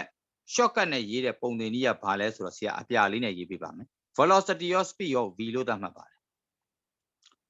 distance တို့ displacement တို့ကို d လို့သတ်မှတ်ပါတယ် time ကို t လို့သတ်မှတ်တယ် v equal to d by d velocity နဲ့ speed ကတော့သူမေးတဲ့အပေါ်မူတည်ပြီးတော့ direction ဘယ်လိုချိန်သွားသလဲပေါ်မူတည်ပြီးစဉ်းစားရမှာဖြစ်ပါတယ်ပုံသင်နည်းကတော့ဒါပါပဲ d by d distance ကို time နဲ့စားပါ displacement ကို time နဲ့စားပါဒါပဲအကွာအဝေးကိုကြာချိန်နဲ့စားပါလို့ပြောချင်တာဒါပါပဲ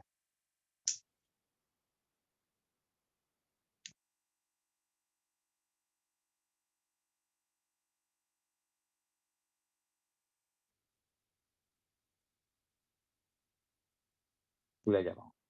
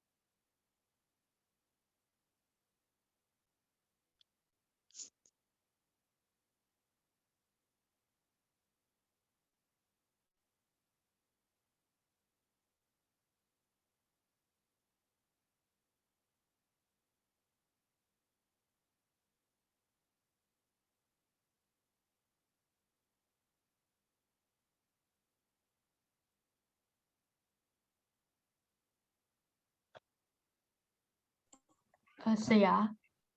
ပြော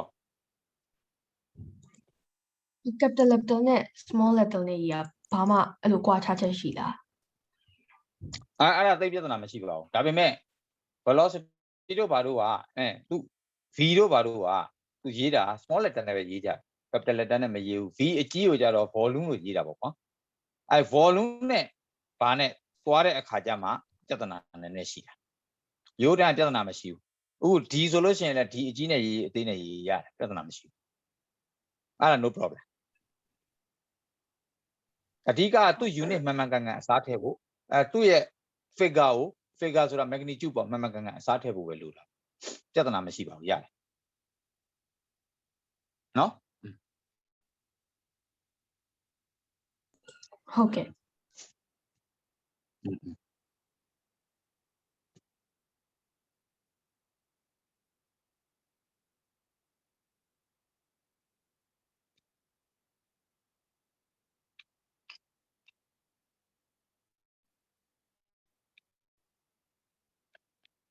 โอเคပြီနော်ဒါလေးရပြီဆိုလို့ရှိရင်ဆရာတစ်ချက်နည်းနည်းလေးတွက်ပြခြင်းလို့ပါကြည့်အောင်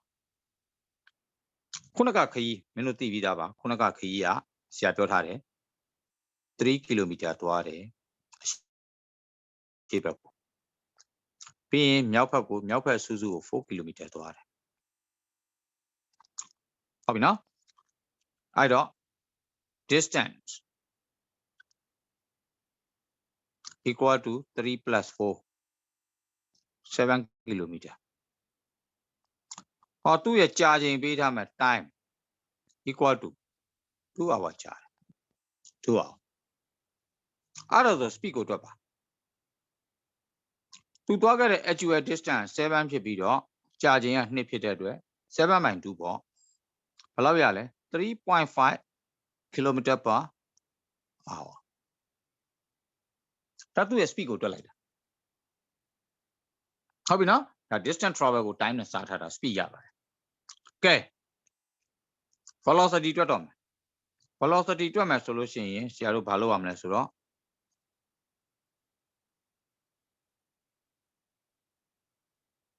displacement ဘယ်လောက်လဲအရင်ရှားပါမယ် displacement ရှားတယ်ဆိုလို့ရှိရင်ဒီကနေဒီအကွာအဝေးကိုတဲ့တဲ့တိုင်းနဲ့အကွာအဝေးရှားပါအဲ့ဒါဘယ်လောက်လဲဆိုတာရှားအဲ့ဒါကိုလိုချင်ဘာလုပ်ရမလဲဆိုတော့ Pythagoras theorem အရာဆရာ ABC လို့ပေးလိုက်ပါမယ် Pythagoras theorem အရာက AC square ဒီတောင်းမှန်ကန်အနာ hypotenuse square ဒီတောင်းမှန်ဆောင်အနာဖြစ်တဲ့တောင်းမှန်နေဖြစ်အောင်လုပ်ထားတဲ့အနာနှစ်ခုဖြစ်တဲ့ AB square plus BC square နဲ့တူတယ်ဆိုပြီးတွက်လို့ရပါတယ်သင်္ချာအရအဲ့ဒါဆိုရင်ကြည့်ရအောင် AB square ဆိုတာ3 square ဖြစ်ပါတယ် plus BC square က4 square ပါဒါ9 plus 16ရပါတယ်ဟော25ရပါပြီ AC ကိုလိုချင်ရင်ဒီဘက်က square ကိုဟိုဘက်ပို့တဲ့အခါဟိုဘက်မှာ square root ဖြစ်သွားပါတယ် equal to 5 km ပဲရပါတယ်ဒါကြောင့်မို့ဒီကောင်ဘယ်လောက်5 km ပါဒါဆိုရင် velocity တွက်ပါ velocity ဆိုတာ displacement ကို time နဲ့စားရတာဖြစ်တဲ့အတွက် displacement က5ရတယ် time ကတော့2နာရီပဲအကွေ့ပဲသွားတဲ့ပဲပြောသူကြာချိန်ကတော့2နာရီက2နာရီပါပဲဒါကြောင့်မို့ဒီကောင်ကဘယ်လောက်ရလဲဆိုတော့ 2.5 km per hour ဆိုပြီးရအဲ့လိုကွေ့သွားပြီဆိုရင်ကွာသွားပါပြီ speed က 3.5 ဖြစ်ပေမဲ့ velocity အနေနဲ့ကြည့်မယ်ဆို2.5 ပဲရှိပါတယ်အဲ့ဒါ speed နဲ့ velocity ကွာခြားချက်ပါပဲကဲတွက်လိုက်ပါ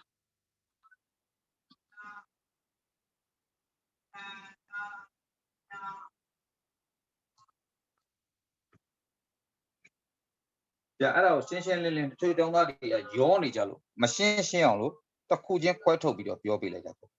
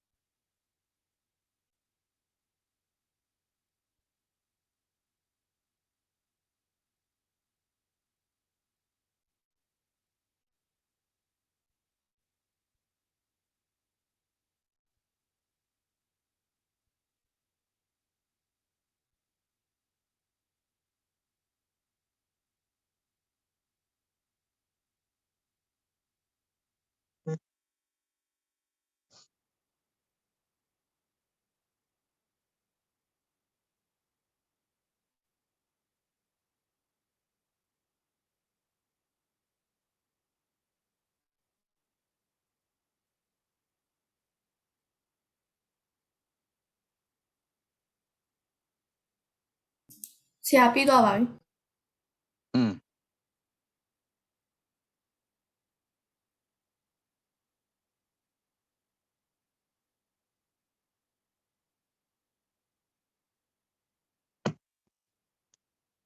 ဟုတ်ပြီအဲ့တော့ displacement နဲ့ distance travel ကိုနားလည်သွားကြပြီဟုတ်လားအဲ့လိုပဲ velocity နဲ့ speed ဘယ်လိုကွဲပြားသလဲဆိုတာလည်းသိသွားပြီဆရာတစ်ခုမေးလို့ရလား မေးလေရတယ် ဆရာ velocity ဆိုတာ displacement ကနေသွားရင်ဘယ်လောက် displacement ပေါ်သွားတဲ့ speed မလားဆရာ velocity ဟုတ်တယ် displacement ပေါ်မှာမူတည်တဲ့နှုန်းကိုတွက်တာဖြစ်ပါတယ် speed ဆိုတာကတော့ actual distance ပေါ်မှာမူတည်ပြီးတွက်တဲ့ speed ဖြစ်ပါတယ်ဆရာပြောပြမယ်အခုမင်းတို့ဘောလုံးကွင်းကြီးတွေမင်းတို့တွေ့ဘူးတယ်ဟုတ်ပြီနော်ဘောလုံးကွင်းကြီးတွေကဒီလိုသွားတယ်ပြီးလို့ရှိရင်ပါလာလဲဒီလိုသွားတယ်ပြီးရင်ဒီလိုသွားတယ်ပြီးရင်ဒီလိုသွားတယ်ဟုတ်လားအဲ့ဒါကိုဆရာဒီလိုမပြောတော့ဘူးအဝိုင်းနဲ့ပဲပြောလိုက်မယ်ဒီမှာကြည့် circle သွားတယ်ဟုတ်ပြီနော်ကြည့်အောင်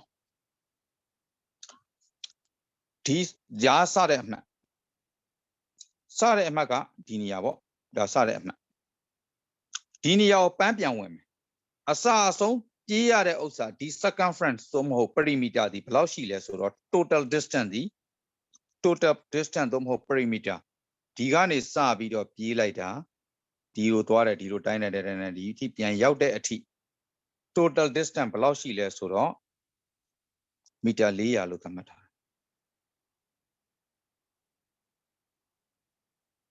ဟုတ်ပြီနော်မီတာ400ပြေးတာကောင်းပြီလူတယောက်ဒီအစကနေအဆုံးအထိပြေးသွားတယ်ပန်းဝင်သွားတယ်သူ့ရဲ့ကြာချိန် time is equal to 50 seconds ရှိတယ်ထားပါတော့မီတာ400ပြေးလိုက်တာစက္ကန့်50ကြာတယ်ဟုတ်ပြီနော်ဥပမာပေးတာနော်သူ့ရဲ့ speed ကိုတွက်ပါ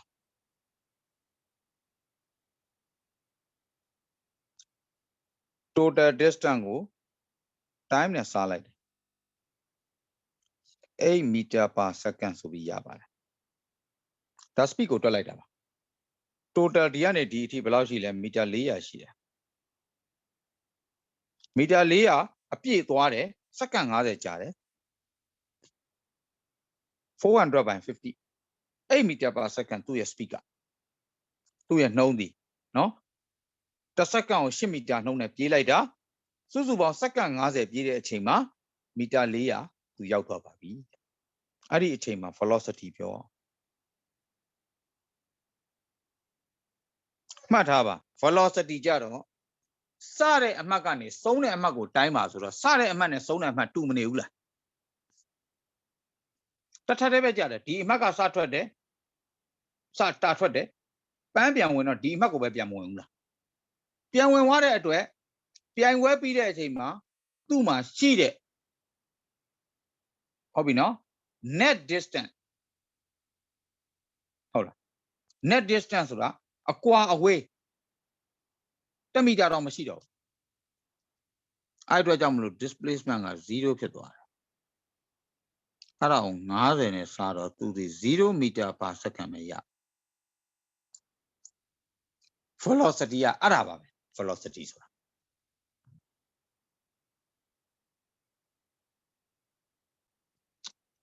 speed ကတော့တကယ်သွားခဲ့တဲ့တကယ်လည်းပြေးခဲ့တဲ့အပေါ်မှာမူတည်ပြီးတွက်တာဒါပေမဲ့ velocity တွက်ပါဆိုတော့ဆုံးသွားတဲ့အချိန်မှာသူဒီဘယ်နေရာမှမရောက်ဘူးစထွက်တဲ့နေရာကိုပြန်ရောက်လာ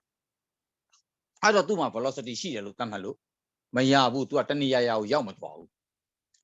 အစမှတ်ကနေနောက်တနေရာအမှတ်တစ်ခုကိုရောက်မသွားဘူးစမှတ်နဲ့ဆုံးမှတ်တူနေတဲ့အတွက် displacement 0အရွေ့လုံးဝမရှိတဲ့သဘောသက်ရောက်သွားပါတယ်ဒါကြောင့်မလို့စက္ကန့်50လည်းပြည့်ရောသူဒီနေရာပဲပြန်ရောက်တယ်လို့ပြောတဲ့အတွက်0 meter per second ကိုပြောလို့ရပါတယ်အဲ့ဒါပဲအဓိကကတော့ speed နဲ့ velocity ကွာခြားချက်ကအဲ့ဒါပါ physics သဘောတရားအရာအရွေ့မရှိဘူးလို့ ရွေးမရှိရင်တွားထားတဲ့နှုံးလဲတွက်เสียမလိုတော့ဘူးမရှိဘူးလို့ပြောတယ်ဒါလေးကူလိုက်ပါ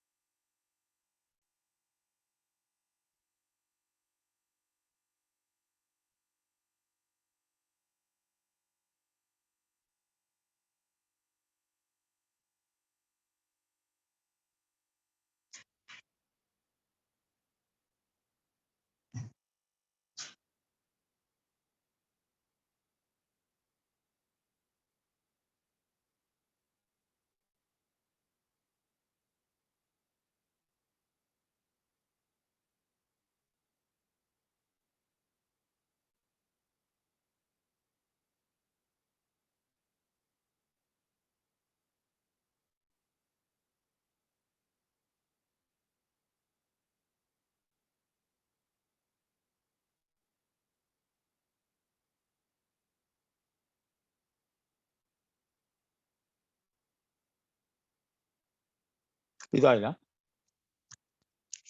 ပြီးသွားရင်ဆရာ unit ကလေးတွေပြောချင်တယ်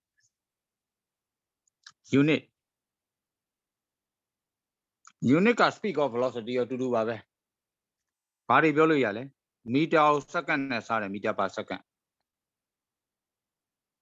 စင်တီမီတာကိုစက္ကန့်နဲ့စားရင်စင်တီမီတာပါစက္ကန့် distance ဘာလဲဆိုတာကြည့်လိုက်နော်ပြီးရင်ကီလိုမီတာကို hour နဲ့စားရင်ကီလိုမီတာ per hour ကီလိုမီတာကျတော့ hour နဲ့ပြောမှရမှာပေါ့ကိုကလည်း unit ကြီးသွားတော့အောက်ကလည်း unit လိုက်ကြီးပေးရတာပေါ့ဟုတ်လားကီလိုမီတာ per hour နောက်ဘာရှိသေးလဲ mile per hour လည်းရှိသေးတယ်မိုင်နဲ့ကီလိုမီတာဘာကွာတယ်လဲပြောမယ်ဟုတ်ပြီနော် 1.6 ကီလိုမီတာကိုတစ်မိုင်ဖြစ်ပါတယ်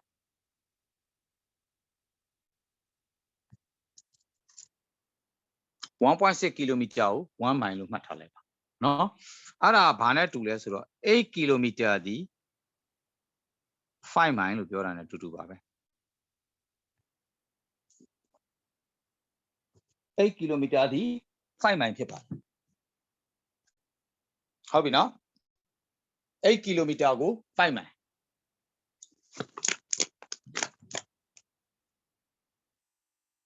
အောင်မှတ်ထားလိုက်ပါ